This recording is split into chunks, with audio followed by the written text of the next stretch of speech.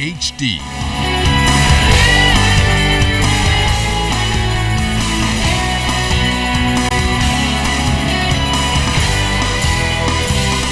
ZNS Network presents The Bahamas Tonight.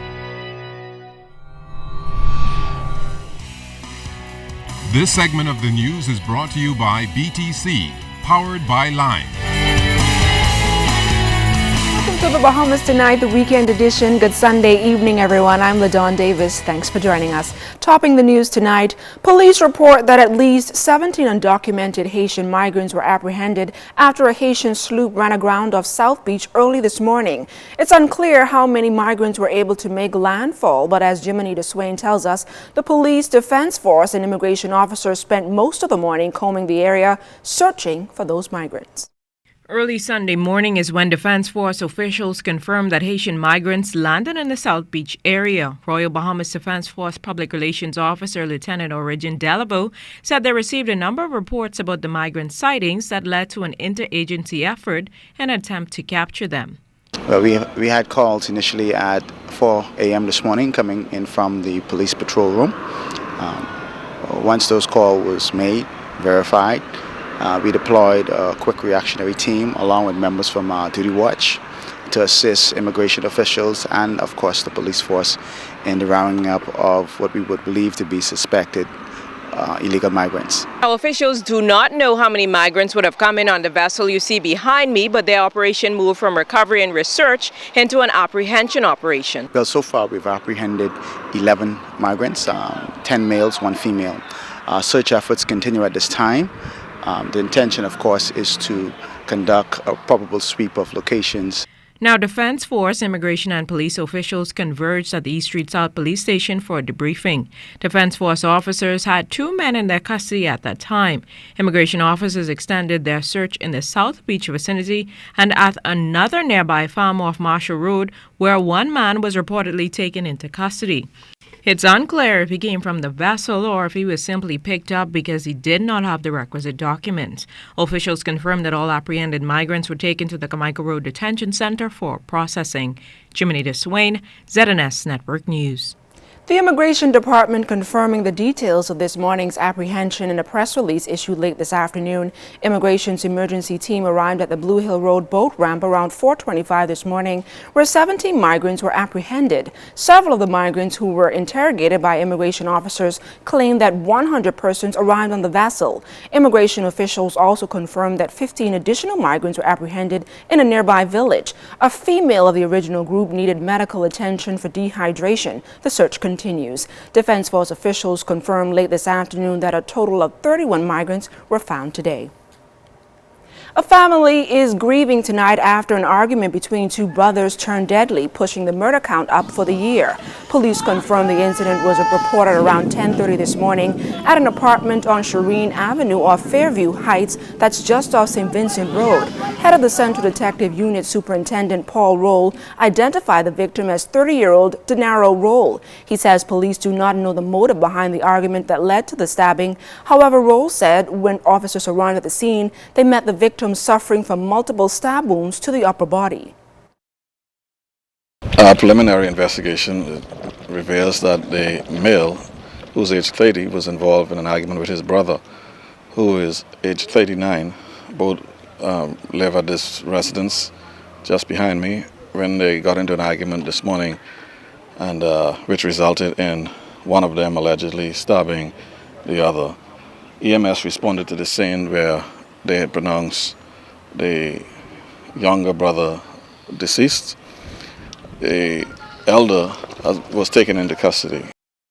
Family members, too overcome with grief, declined television interviews. However, we understand that the mother was reportedly transported to hospital for treatment. Grieving relatives comforted one another outside the home. We also learned that the victim is apparently married with 1 child. 2 men and a 26-year-old woman are detained in hospital tonight after the trio sustained gunshot wounds at a nightclub on East Street South. Police confirming to ZNS News that 2 women were reportedly standing outside of the club at around 2:20 this morning when they got into an altercation. Authorities say that's when gunshots rang out, resulting in 2 men and a woman being shot. Now, while the condition of the 3 victims are unknown to police at this time, authorities are following some significant leads into this matter. Investigations continue. Meanwhile, a 33-year-old female resident of Ridgeland Park West is also detained in hospital in serious condition tonight after reportedly being stabbed multiple times to the body around 2 o'clock this morning. Police confirmed the incident happened on Ragged Island Street. Police say the circumstances surrounding this incident are unknown at this time. However, an active investigation is underway. And still on news from the crime beat, mobile division officers here in New Providence confiscated a quantity of suspected marijuana from a home on Market and Fowler Streets shortly after 5 o'clock yesterday afternoon. Police say no arrests were made in connection with the incident. An active police investigation continues. Over in Grand Bahama, Drug Enforcement Unit officers there discovered a significant amount of dangerous drugs around 12:30 Friday morning. The officers, along with customs officers acting on information, randomly searched empty containers at the Freeport Container Port. The officers discovered 50 pounds of suspected cocaine worth $500,000. Additionally, Grand Bahama Drug Enforcement Unit and Mobile Division officers mounted Operation Lucky Faucet between 4:30 a.m. and 1:10 p.m. this past Friday in the Freeport area that led to the arrest of 8 Grand Bahama men between the ages of 21 and 43 years old. As a result, a quantity of suspected marijuana and cash was confiscated. Grand Bahama police are expected to arraign the men in the Freeport Magistrates Court at 10 o'clock on Monday morning. A United States Coast Guard crew rescued a man found clinging to his boat that capsized off Bimini Saturday morning. According to the Associated Press online, officials say a towboat crew reported hearing a distress where the caller told them he was in the water holding onto his capsized vessel and a handheld radio. The Coast Guard launched air and sea crews from Miami. The helicopter crew spotted the man Saturday morning and directed the Coast Guard vessel to his location 50 miles west of Bimini.